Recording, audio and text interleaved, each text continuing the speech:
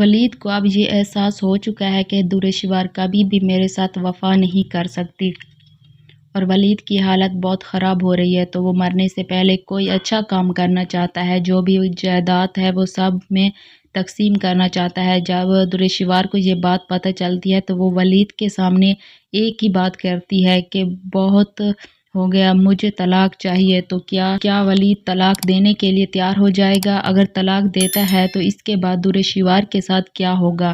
انتقام اب لوگوں کو دکھایا جائے گا۔ ولید کو یہ بات مکمل طور پر سمجھ آ چکی ہے کہ یہ احساس ہو چکا ہے کہ بہت جلد سب کچھ بدلنے والا ہے، کیونکہ دورشوار نے ولید کو صاف صاف کہہ دیا ہے کہ تم اپنی جائیداد اپنی بہنوں اور بھائی کو نہیں دو گے، لیکن ولید کو بھی اس بات کا ادراک ہو چکا ہے کہ وہ اچھا کام کرنا چاہتا ہے۔ جو بھی جائیداد ہے، جو بھی وصیت ہوتی ہے، اسے سب میں تقسیم کرنے کی کوشش کرے گا، کیونکہ سب کچھ ولید کے کنٹرول میں ہوتا ہے۔ جب دورشوار آتی ہے اور یہ ماحول دیکھتی ہے تو اسے بہت غصہ آتا ہے اور وہ ولید پر غصہ کرتی ہے اور کہتی ہے کہ میرے منع کرنے کے باوجود یہ وصیت دوبارہ کیسے تیار کی ہوئی ہے؟ آخر تم نے ایسا کیوں کیا؟ سب بڑے حیران اور پریشان ہو جاتے ہیں، دیکھنا شروع کر دیتے ہیں۔ دورشوار غصے میں اپنے کمرے میں چلی جاتی ہے اور سب چیزیں پھینکنا شروع کر دیتی ہے، چیزیں توڑتی ہے۔ جب ولید یہ سب کچھ دیکھتا ہے تو وہ دورشوار کے پاس جا کر اسے سمجھانے کی کوشش کرتا ہے، لیکن دورشوار صاف لفظوں میں انکار کر دیتی ہے اور کہتی ہے کہ بس بہت ہو گیا، میں بہت برداشت کر چکی، اب میں سب کچھ برداشت نہیں کر سکتی۔ جب میں نے تمہیں منع کر دیا کہ اگر تم میرے ساتھ کبھی وفا نہیں کر سکتے ہو تو پھر میری بات کیوں نہیں مانی؟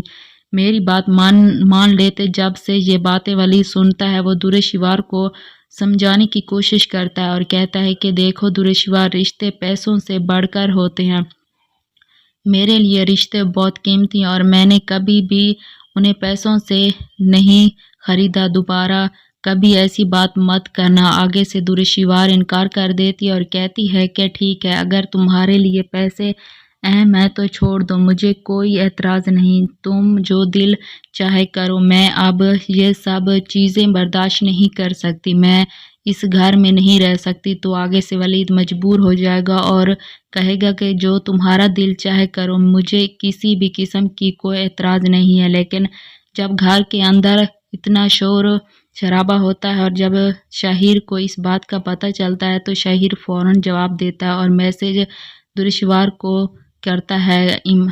ایما بھی یہ ماحول دیکھ چکی ہے اور ایما کو اچھی طرح اندازہ ہے کہ ولید بھائی کی شرافت کا دورشوار فائدہ اٹھانے کی کوشش کر رہی ہے، تو وہ تیمور کے ساتھ بیٹھتی ہے اور تو تیمور کے چلو اس موضوع پر بات کرتے ہیں۔ تیمور کہتا ہے کہ میں بھابھی کو اچھی طریقے سے جانتا ہوں کہ وہ جان بوجھ کر یہ سب کچھ کر رہی ہے، یہ ولید بھائی کی شرافت کا فائدہ اٹھاتی ہے۔ جب بھی ولید کو اس سے پریشانی دکھتی ہے تو اسے اور زیادہ دباؤ ڈالتی ہے اور مجبور کر دیتی ہے۔